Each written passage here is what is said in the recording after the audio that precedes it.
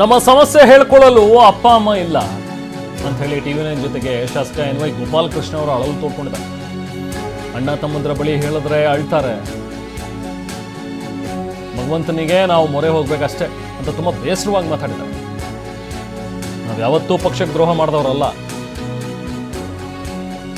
ನಾನು ಸಾಕಷ್ಟು ಕೆಲಸಗಳನ್ನು ಮಾಡಿದ್ದೀನಿ, ಒಳ್ಳೆ ಕೆಲಸಗಳನ್ನು, ಆದರೆ ಅದನ್ನು ಪರಿಗಣಿಸಿಲ್ವಲ್ಲ ಅನ್ನುವಂಥ ಒಂದು ನೋವನ್ನು ಅವರು ವ್ಯಕ್ತಪಡಿಸಿದ್ದಾರೆ. ನಾವು ಪ್ರತಿನಿಧಿ ಪ್ರಸನ್ನ ಮಾತನಾಡಿಸಿದ್ದಾರೆ, ಬನ್ನಿ ನೋಡೋಣ. ಸರ್, ಈಗ ಒಂದು ಪ್ರಶ್ನೆ, ಈ ಒಂದು ಕ್ಯಾಬಿನೆಟ್ನ ಪಟ್ಟಿಯನ್ನು ಗಮನಿಸಿದ್ರೆ ಗೆದ್ದವರು ಇನ್ನೆಷ್ಟು ಸಲ ಗೆಲ್ಲಬೇಕು, ಯಾವಾಗ ಮಂತ್ರಿ ಆಗಬೇಕು, ಕ್ಷೇತ್ರ ಜನತೆಗೆ ಅಭಿವೃದ್ಧಿ ಅನ್ನೋದನ್ನ ಮುಖ ತೋರಿಸೋದು ಯಾವಾಗ, ಈ ಪ್ರಶ್ನೆ ಹೇಳಲ್ವಾ? ಈ ಪ್ರಶ್ನೆ ಈಗಾಗಲೇ ಬಂದ್ಬಿಟ್ಟಿದೆ. ಈಗ ಯಾರ ಮುಂದೆ ಹೇಳೋಣ? ಈಗ ಅಪ್ಪ ಅಮ್ಮ ಇಲ್ಲ ಹೇಳ್ಕೊಳಕ್ಕೆ. ಈಗ ಅಣ್ಣ ತಮ್ಮಗಳಿಂದ ಹೇಳಿದ್ರೆ ಆಳ್ತಾರೆ. ಈಗ ನಮ್ಮ ಜನಗಳ ಮುಂದೆ ಹೋದ್ರೆ ಕಣ್ಣೀರು ಒರೆಸ್ಕೊಂಡು ಇವತ್ತಾಗಲೇ ಹಿಂದಕ್ಕೆ ಹೋದರು. ಇದು ಇನ್ನು ಯಾರಿಗೆ ಹೇಳಬೇಕಾಗ್ತದೆ? ಭಗವಂತನಿಗೆ ತಿಳಿಸ್ಬೇಕು, ನಮ್ಮ ಮೊರೆ ಹೋಗಬೇಕು. ನಮಗೂ ವಯಸ್ಸಾಗ್ತಾ ಬರ್ತಕ್ಕಂಥ ಸಂದರ್ಭದಲ್ಲಿ ಎಲ್ಲೋ ಒಂದು ಕಡೆ ನಮಗೊಂದು ಆಶಾದಾಯಕವಾಗಿರ್ತಕ್ಕಂಥ ರಾಜಕೀಯನೇ ನಡೆಸ್ಕೊಂಡು ಬಂದ್ವಿ. ನಂಬಿಕೆ ಯಾವತ್ತೂ ಕೂಡ ನಾವು ಪಾರ್ಟಿಗೆ ದ್ರೋಹ ಮಾಡಿದವರಲ್ಲ. 94ರಲ್ಲಿ ಸರ್ಕಾರಗಳಿಲ್ಲದೇ ಇರ್ತಕ್ಕಂಥ ಸಂದರ್ಭದಲ್ಲಿ ಬಂದು ಅದೇ ಪಾರ್ಟಿನೇ ಬೇಕು ನನಗೆ ಅಂತೇಳಿ ಟಿಕೆಟ್ ತೊಗೊಂಡು ನಾನು ನಿಂತು ಗೆದ್ದು ಬಂದಿರೋನು.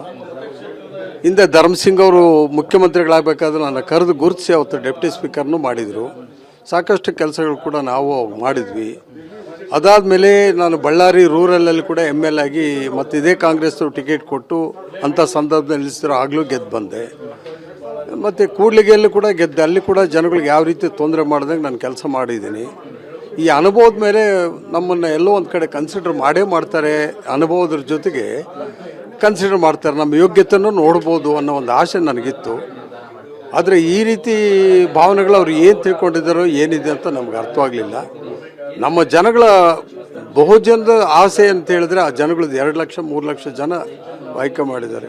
ಒಂದು ಸಲ ಆದರೂ ಗೋಪಾಲಕೃಷ್ಣ ಅವ್ರಿಗೆ ML ಆಗಿ ನೋಡಬೇಕು, ಮಿನಿಸ್ಟರ್ ಆಗಿ ನೋಡಬೇಕು ಅನ್ನೋ ಒಂದು ಆಸೆ ಭಾಳ ಇತ್ತು. ಅದು ನಿರಾಶೆ ಆಗೋಯ್ತು. ಅದಕ್ಕೆ ಭಾಳ ನೋವಾಗ್ತದೆ. ನಾನು ಮಂತ್ರಿ ಆಗ್ಲಿಕ್ಕೆ ನಾನು ನೋವಿಲ್ಲ, ಜನಗಳಿಗೆ ಮತ್ತೆ ನಿರಾಶೆ ಆಯ್ತಲ್ಲ ಅಂತ ನೋವಾಗುತ್ತೆ. ಅಂದರೆ ಹೈಕಮಾಂಡ್ ಯಾವ ಮಾನದಂಡದ ಆಧಾರದ ಮೇಲೆ ಕ್ಯಾಬಿನೆಟ್ಗೆ ಎಲ್ಲರನ್ನ ಆಯ್ಕೆ ಮಾಡಿದೆ ಅಂತ ಅದನ್ನು ನೀವು ಅವ್ರನ್ನ ಕೇಳಬೇಕು, ಮಾನದಂಡಗಳು ಏನು ಇಟ್ಕೊಂಡಿದ್ರಿ ಅಂತ. ಹೌದಲ್ಲ? ಈಗ ಉದ್ದೇಶ ಈಗ 20 ಜನ ಸೆಲೆಕ್ಟ್ ಮಾಡಿದಂತ ಮಧ್ಯಾಹ್ನ ಬಂತು. ಇದ್ದಕ್ಕಿದ್ದಂಗೆ ಯಾರೋ ಎಮ್ಮನ್ನು ತೆಗೆದ್ರು, ಇನ್ನೊಬ್ಬರನ್ನ ಹಾಕಿದ್ರು. ಇನ್ನೊಬ್ಬನ ಯಾರೋ ಮಂಕಾಳ ವೈದ್ಯ ಅಂತ ತೆಗೆದ್ರು, ಇನ್ನೊಬ್ಬರನ್ನ ಹಾಕಿದ್ರು. ಇದೆಲ್ಲಿ ಮಾನದಂಡಗಳು? ಇವೆಲ್ಲ ಬರ್ತವೆ ಮಾನದಂಡಗಳು. ಇವಕ್ಕೇನು ಮಾನದಂಡಗಳೇನಿಲ್ಲ, ಹಿಂದೆ ಇತ್ತು ಅವೆಲ್ಲ. ಪ್ರಿನ್ಸಿಪಲ್ಸು, ಎಥಿಕ್ಸು ಎಂಬುದು ಹಿಂದಿನ ರಾಜಕಾರಣದಲ್ಲಿ. ಈಗಿನ ರಾಜಕೀಯದಲ್ಲಿ ವ್ಯಕ್ತಿಗತವಾಗಿ ವೈಯಕ್ತಿಕವಾಗಿ ತಗೊಳ್ಳೋಂಥ ನಿರ್ಧಾರಗಳಿವು. ಅಂದರೆ ಹಿರಿಯರು ಪಕ್ಷ ಕಟ್ಟಲ್ಲ ಅಂತನಾ ಅಥವಾ ಹೊಸಬರಿಗೆ ಮಾತ್ರ ಸಾಧ್ಯ ಅಂತನಾ? ಏನು ಈಗ ಹಿರಿಯರು ನಮ್ಮ ತಾತ ಮುತ್ತಾತಗಳು ನಮ್ಮ ಆಸ್ತಿಗಳು ಮಾಡೋದು ಹೋಗಿದ್ರು. ಇವತ್ತು ನಾವು ದುಡಿಯೋಕ್ಕಾಗ್ತಿತ್ತ?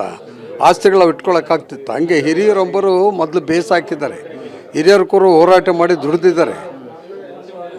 ಹಿರಿಯರು ಮತ್ತೆ ಅದನ್ನು ಬೆಳೆಸ್ತಾ ಹೋದರೆ ಇವತ್ತು ಉಳಿತಿತ್ತ ಪಾರ್ಟಿ. 120 ವರ್ಷಗಳು ಪಾರ್ಟಿ ಆಗಿನ ಕಾಲದಲ್ಲಿ ಕಷ್ಟಪಟ್ಟು ದುಡಿದಿದ್ದಾರೆ, ನಿಲ್ಲಿಸಿದ್ದಾರೆ, ಈಗಲೂ ನಿಂತ್ಕೊಂಡಿದ್ದೆ. ಅದಕ್ಕೆ ನಾವು ಆ ಪಾರ್ಟಿಗೆ, ಪಕ್ಷಕ್ಕೆ ಗೌರವ ಕೊಡಬೇಕು ಅನ್ನೋ ಬೇರೆದಕ್ಕಲ್ಲ. ಮುಂದಿನ ನಿರ್ಧಾರ ಏನು ಸರ್? ಯಾಕೆಂದ್ರೆ ಬಹಳಷ್ಟು ಜನ ಶಾಸಕರಿಗೆ ಬೇಸರ ಇದೆ. ಎಲ್ಲರೂ ನಿಮ್ಮ ಥರನೇ ಕರೆ ಮಾಡ್ತಿದ್ದಾರೆ, ಅಸಮಾಧಾನವನ್ನು ತೋಡ್ಕೊಳ್ತಿದ್ದಾರೆ, ಬೇಸರವನ್ನು, ನೋವನ್ನು ಹಂಚ್ಕೋತಿದ್ದಾರೆ.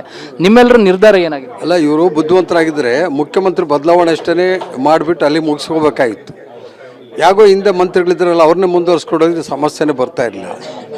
ಮುಖ್ಯಮಂತ್ರಿ ಅವ್ರ ಬದಲಾವಣೆ ಆದಮೇಲೆ ಆ ಮಂತ್ರಿಗಳು ಅಲ್ಲೇ ಹೋಗ್ತಾರೆ, ಈಗ ಬಂದಾಗ ಹೊಸ ಮಂತ್ರಿಗಳು ಬರ್ತಾರೆ ಅಂತ ಆಸೆ ಇತ್ತು. ಇದ್ರ ಮತ್ತು ಅವ್ರು ಇಲ್ಲಿಗೆ ಬಂದರು, ಇವರು ಅಲ್ಲೇ ಹೋದ್ರು. ಈ ಥರ ಆಗಿದ್ದ ಪರಿಸ್ಥಿತಿ ಎಲ್ಲ ಕನ್ಫ್ಯೂಷನ್ ಆಗಿ ನಾವೇನಾದ್ರು ಅದ್ರಾಗ ಇರಲಿಲ್ಲಲ್ಲ, ಇದ್ರಾಗ ಬರ್ತೀವಿ ಅಂತ ಆಸೆ ಇಟ್ಕೊಂಡಿದ್ದು, ಇದ್ರಾಗೂ ಬರಲಿಲ್ಲಲ್ಲ, ನೋವಾಗಿದೆ. ಭಾಳ ಜನ ಯಶವಂತರಾಯಗೌಡ ಪಾಟೀಲರು ಸೇರಿದಂಗೆ ಭಾಳ ಜನ ನಾವು ರಾಜೀನಾಮೆ ಕೊಡ್ತೀವಿ ಅಂತಿದ್ದಾರೆ. ಇಲ್ಲ, ಹೇಳ್ತಾರೆ. ಈಗ ಆ ಥರದಲ್ಲಿ ನೋವಾಗಿರುತ್ತೆ, ಅವ್ರ ಮನಸ್ಸಿಗೆ ಹೋಗಿ ನೋವಾಗಿರುತ್ತೆ, ಮತ್ತು ಬೇರೆ ದಾರಿ ಇರಲ್ಲ.